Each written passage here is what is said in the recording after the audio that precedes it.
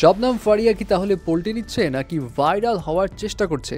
গতকাল শবনম ফারিয়ার এমন একটা স্ট্যাটাসের স্ক্রিনশট ভাইরাল হয় যেখানে লেখাগুলো ছিল খুবই শকিং এবং অনেকে কল্পনাও করতে পারেনি শবনম ফারিয়া এমন কথা লিখতে পারে। শবনম ফারিয়ার সেই ভাইরাল স্ক্রিনশটে যে স্ট্যাটাসটা ছিল সেখানে লেখা ছিল, বাংলাদেশের সর্বস্তরের জনগণ, ছাত্র জনতা ভাই ও বোনেরা, আসসালামু আলাইকুম। আজকে কিছু কথা বলতে চাই, হয়তো আপনাদের ভালো নাও লাগতে পারে, কিন্তু আমি নিরুপায় আর চুপ করে থাকতে চাই না। 5 আগস্ট আমরা যেই আশা নিয়ে দ্বিতীয় স্বাধীনতার জন্য উদযাপন করেছিলাম, সত্যি কি আমরা সেই স্বাধীনতা পেয়েছি?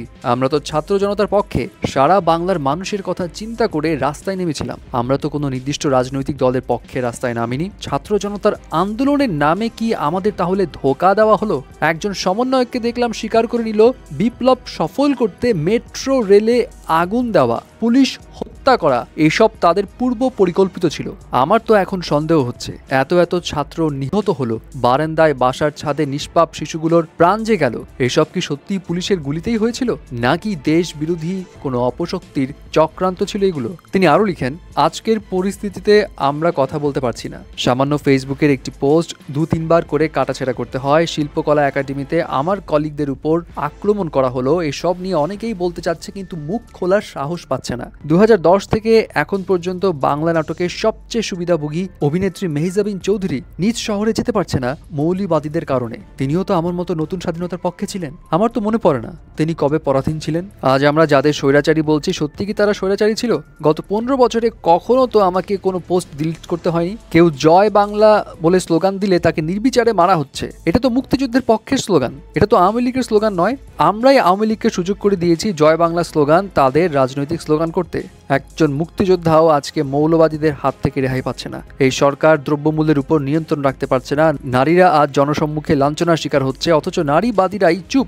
দেশে এখন আইনের নামে চলছে দুঃশাসন। পরিশেষে বলতে চাই, সত্যি আমরা আগে ভালো ছিলাম। মানে তার স্ট্যাটাসের লেখাগুলো দেখে মনে হচ্ছে তিনি আসলে কনফিউজ যে কোথায় যাবেন, এবং অনেকেই বলছে তিনি কি এখন আওয়ামী লীগের দলে যোগ দিচ্ছেন, নাকি তিনি বোঝাতে যাচ্ছেন এখনকার থেকে ফ্যাসিস্ট সরকারের আমলই বেশি ভালো ছিল। এবং তারই কথা শুনে অনেকেই বলছে এটা ভাইরাল হওয়ার ধান্দা, কেউ আবার বলছে না আপু ঠিকই বলেছেন আপনি। নানা রকম বিতর্ক, এবং এসব বিতর্কের মাঝে পরে দেখা যায় তার প্রোফাইল ঘুরে আরে এই পোস্ট তো নাই, এবং তখন সবার প্রশ্ন আপনি পোস্ট ডিলিট করলেন কেন?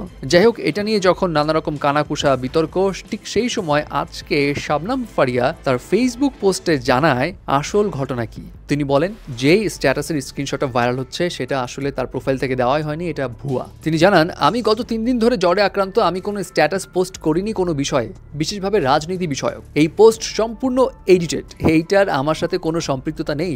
আপনাদের অবস্থা এত খারাপ যে এখন এডিট করে অন্যদের নামে পোস্ট চালিয়ে নিজেদের কথা শোনাতে হচ্ছে। আমি এই পোস্ট দিয়েছি ভেবে যারা খুশি তারা প্লিজ খুশি হয়েন না। আবার লিখছে 15 বছর নাকি কোনো পোস্ট ডিলিট করতে হয় নাই।